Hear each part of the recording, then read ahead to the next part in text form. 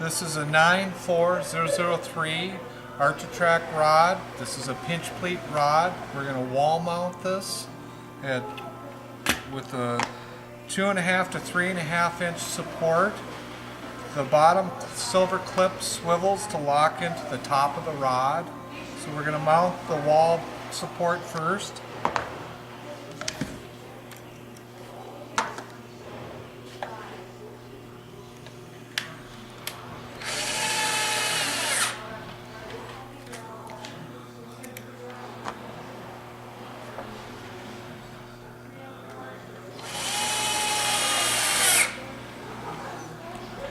And take the rod, and then you're going to have a regular screwdriver to turn it in. So you're going to pop it in the front part first, and then turn it backwards.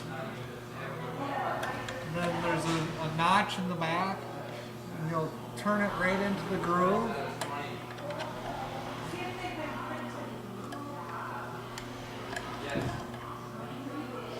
And lock it in.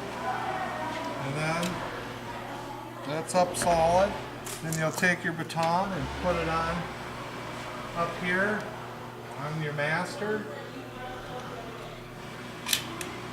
Lock that in, and there you go.